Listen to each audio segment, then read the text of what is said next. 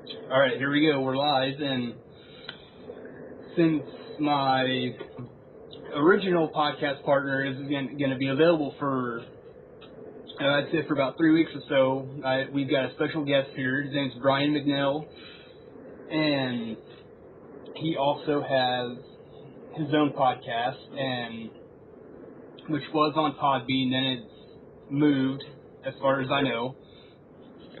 And we are YouTube shooters now. We are on YouTube, IWPC 316. So we're trying something new. We're trying to get away from traditional podcasting and moving over to YouTube, and so we can have more freedom to add videos and just do different stuff that And we've been so many daily shows that we were using up all of our storage, and right. YouTube doesn't have that restriction, so. And a site that you might want to try out, I don't know if you'd want to use it or not, but it's called, let me figure it out real quick. I think it's called blogtv.com. Yeah, blogtv.com. A lot of people do their own live video feeds and stuff like that on there. I found that site out through Facebook. Someone posts old ECW videos and stuff like that through that site, so that's how I figured that out. So if you want to check that out, you can. Well, definitely. There are so many wrestling podcasts out there, and we're just trying to find our little niche. Gerald and I are always looking for something new to reach people. I mean, that's why we have our Facebook page, and we try to be very, very active with people. So right. Yeah, and I noticed you guys post a lot during shows and stuff like that, whether it be TNA or WWE. Yeah, that's our famous IWPC webmaster, Roy Zambrano. He's our play-by-play. He's our, I guess you call him the Mexican Jim Ross. So he's our one Ross. So, but, you came on our show a couple weeks ago, and you really got me going with my WCW vibe, because my co-host is international as well, and he did not get WCW. So it's always nice to find a kindred spirit out there that, remembers the good parts of WCW, all 8 moments of them. Oh, yeah. I know, I went back, it's been about a week ago, and started, I just got an old WCW tape. It's called Greatest Grudges, and it's only like 30 minutes long, but it was not a bad tape. But just we're on the subject of WCW, but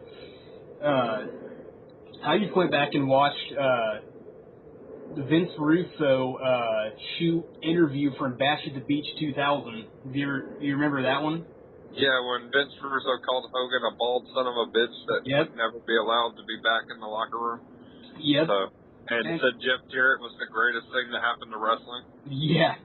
Yeah. Then he said that basically there's a guy who's been busting his ass in the back, and it was Booker T, and that match would take place later that night, and he swore to God or else he'd go to the grave that no one would ever see Hogan again. So, that's obviously TNA now, so.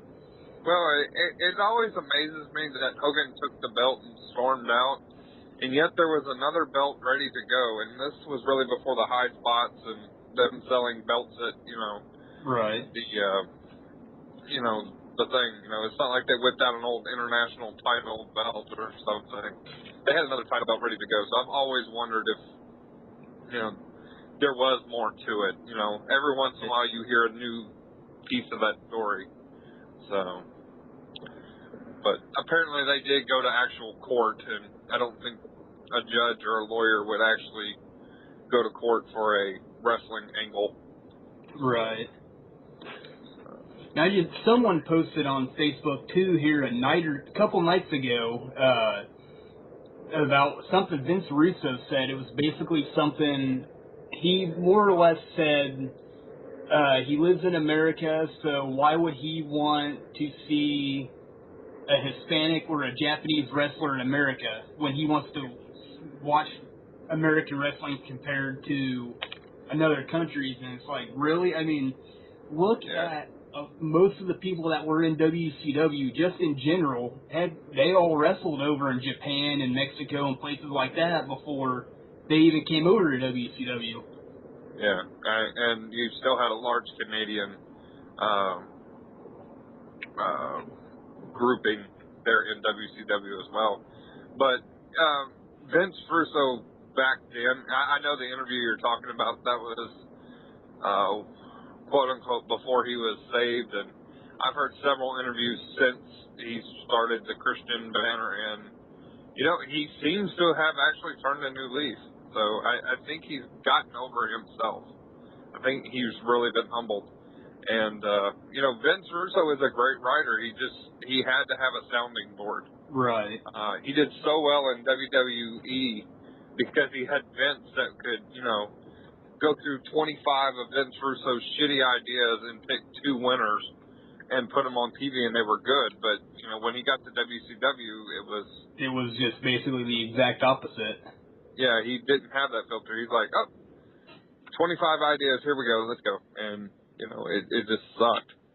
So I mean, the whole David Arquette is actually Tony Schiavone's idea, and they had a booking committee, and it was an agreed on. I love when people say Vince Russo put the title on him. It wasn't even his idea. It was pitched, and everybody agreed to do it, but then it became Russo's fault. But that whole cluster of Russo winning the belt and then turning on, I think it was Page, to go with Jeff Jarrett. Yeah, Slamboree. Yeah, Slamboree in the triple cage. Yeah, I mean, it was just like, why didn't you just give Jarrett the belt to begin with? Right. But the publicity still worked. You had Arquette on the New York Times holding the belt, and WCW, any news is good news. So. Right, and see, the good thing about Arquette was he donated all the money he got from that stint in WCW. He donated it to Owen Hart, Brian Pillman, I think 1 or 2 other people as like a charity type situation. And he didn't want the belt. He fought getting it. It's not like a current Hollywood star that wrestles once every 10 years and wins the title belt and then doesn't even come on Raw. Right. I'm not gonna call Dwayne The Rock Johnson out, but I'm calling Dwayne The Rock. I mean, see, that seems like what WCW was basically, I don't know, kind of hooked on, was that star power, like Hollywood people getting involved in angles and stuff like that, with especially like with Dennis Rodman being at Bash at the Beach and Jay Leno doing Road Wild. So. Yeah.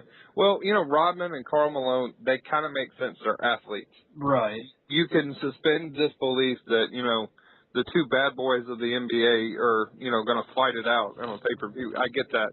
I don't get Jay Leno fighting Eric Bischoff. Oh, yeah. So, that one I've never understood. So I don't know. Have you seen the second volume of Nitro that just came out? No, but I'm hoping it's at least better than the first volume, because volume 1 was, 45 good matches, but they didn't have what happened before and what led up. It was just like, yeah, here's J.J. Dillon stripping Sting of the belt. We're not going to show you what happened at the pay-per-view to cause him to be stripped, but, he's stripped of the belt. They didn't really explain what was going on, but sometimes in WCW, even the announcers didn't know what was going on, so that's not unusual. Yeah, it reminds me of stuff Tony Schiavone would say. Heck, he'd say, "Oh, what a move! We've never seen a move like that before." The next week, you see it again, and then he says the exact same thing all over again. Yeah, it's the greatest night in the history of our sport. Then you can blame Tony Schiavone. Well, you can't really blame Tony Schiavone for when Foley won his title and everyone flipped from Nitro to Raw. That was basically whoever's in the headset made him say it. So. Yeah. Well, what I've also heard is they never, what we would see on television, the announcers couldn't see. They didn't have monitors. Like the infamous Hulk Hogan standing in front of the mirror with, the Ultimate Warrior.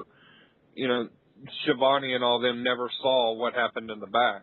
Right. You know, and we're like, well, we're seeing it. Why aren't you? You know, it just made their announce crew look stupid. Oh, yeah. And they really didn't need to help with that with Mongo and Sabisco.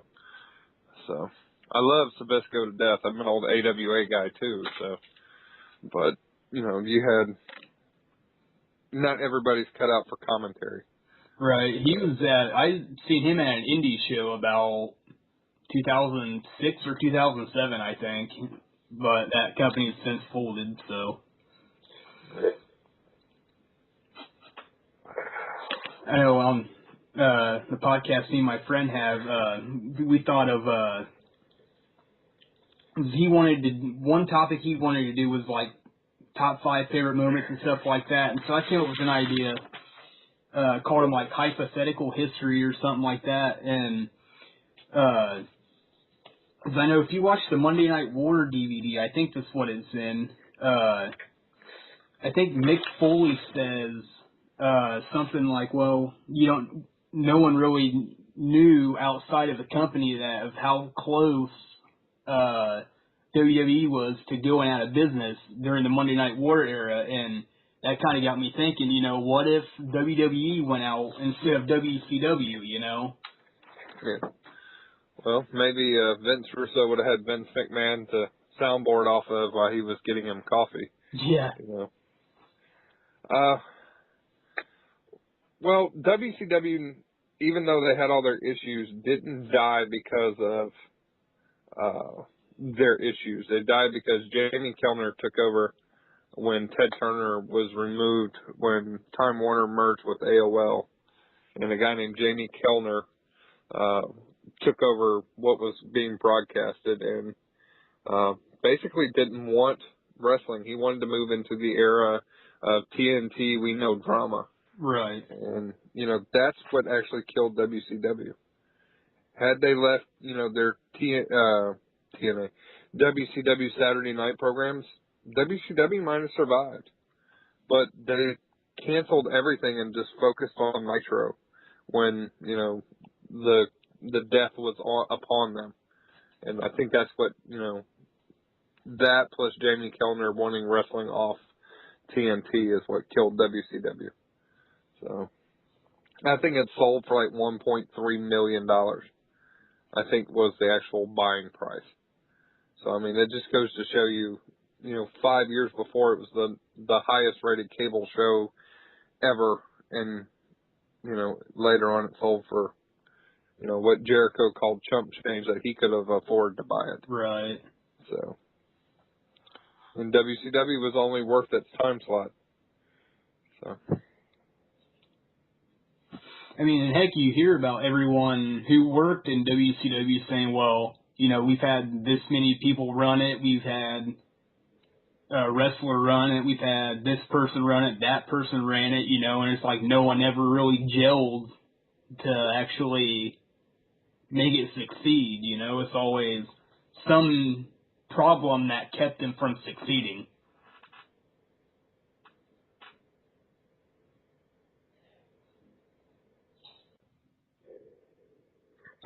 I flaked away for a second. Sorry. Yep. You're all right. Yeah, his name was Ole Anderson because he would just keep coming and going and coming and going with WCW. Right. So. But I think I am actually, I hate to do this to you, I think I'm actually having some connection issues with Skype Mobile on my iPhone. All right, you're fine. Okay. I just don't want you to lose your whole podcast because Gerald gets very, very mad at me. Internet from us and podcast.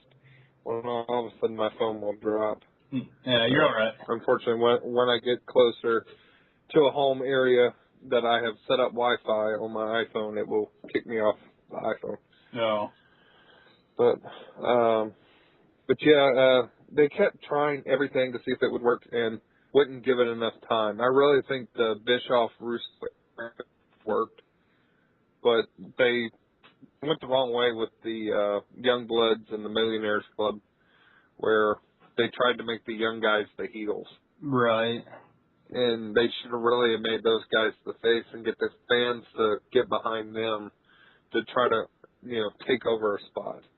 Because in the end, you have to let the face win.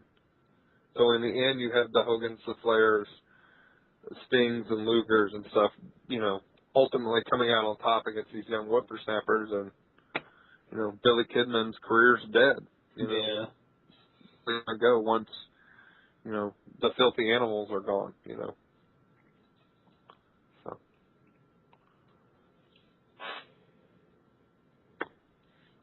I mean, it just raises questions, like I said, well, what if WCW would have succeeded and WWE would have failed? And, that leads to, well, would TNA be here? I mean, since Jeff Jarrett basically founded that company, so it's like, well, would it be TNA versus WCW now, or would TNA ever existed?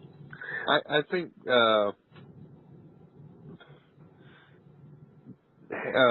Heyman. I think Heyman would have actually succeeded a little bit better with ECW, but I think eventually they would have done a proper invasion angle where WWE guys fully invaded WCW. It would have been NWO 4,922, but they could have done it right. Right. And you could have had Shawn Michaels, Nash, and Hall, and the Clique running WCW. So. Have you seen the NWO Revolution DVD? No, I have not. Yeah, I've seen it. It's an alright DVD. The documentary part's only about a little over an hour, which I kind of really didn't agree with because, I mean, there was so much more that they could have touched base on rather than just the WCW version of it. I figured knowing Vince, he would have put the WWE version in it too, but which that kind of failed in my opinion. Well, WWE is not going to put anything that WCW did correct in a positive light on DVD. I've seen it way too many times where it's Vince's revisionist history. Yeah. And I'm not trying to sound like a smart mark or anything like that. It's just truth. I mean, you can look at some of the stuff with Flair, and Flair's WWE career is more important to them than what happened in WCW. So, all three of his DVDs that he's had with WWE have, been kind of geared towards when WCW made him look like a fool, and then the great moments he had in WWE, stuff like that. At least WWE's kind of sticking with one storyline with Flair retiring. I just seen on a dirt sheet that he was asked if he ever would get back in the ring since he's back with WWE. He said, well, basically no, for two reasons. One reason for Lawler having his heart attack, and two, Vince wanted them to stick with his retirement. So. Yeah, well, TNA doesn't exist. Well, yeah. Yeah. And see, that's what I said too. Is you see TNA only pulling in a little over 1 ratings, and I said to some people, Vince isn't gonna consider TNA a company up until they start drawing Raw ratings. Yeah. They're a long ways away from that. Yeah, I agree. Well, all right. Well, what else do you do? Unfortunately, I haven't got to listen to your first podcast yet. The first one we had some problems because we used Skype and my friend's microphone kept cutting in and out, and basically we just kind of talked about, we did it right after the Rumble, I think, and we just kind of talked about a few different things, and then the one we did the other night, we just went through like some of our favorite moments and stuff like that, and just kind of went that direction with it. Okay. Well, I can tell you from experience, it is a growing. You get better the more shows you do. I think in our first year we've done over 250 shows. Wow. So yeah, but we have our short comedy ones, and then we have our super long. I think we did a 3-hour show just to see if we could do it. Yeah, we done one that was just under 2 hours, but I never got around to posting it. But I look forward to listening to your shows and coming back if you'll have me. And, oh yeah. Gerald's always after me to get you back on our show and do a complete WCW review show. A multi-part series. So, perhaps we can collaborate between our shows. Right. And see, whenever my friend gets back, we could always add him to it or whatever. But yeah, if you guys ever need help with anything, just let me know. I'll be glad to help you guys out. And if any of you or Gerald want to come on this one, you can too. Heck, that's fine with me. Yeah. All right. Well, I enjoyed this. We can, if we get some feedback from your fans, see what we're talking about with WCW and ECW or anything like that, and I'd be glad to do it. So. All right. All right. Well, once again, we're on YouTube now, IWPC316, and look forward to doing crossovers. We'll send fans your way, you send your fans our way, and we'll go that route. All right. I'll gladly help you guys out any way I can. All right. All right. Have a good night, Jeff. Hey, thanks. You too. Bye. Bye.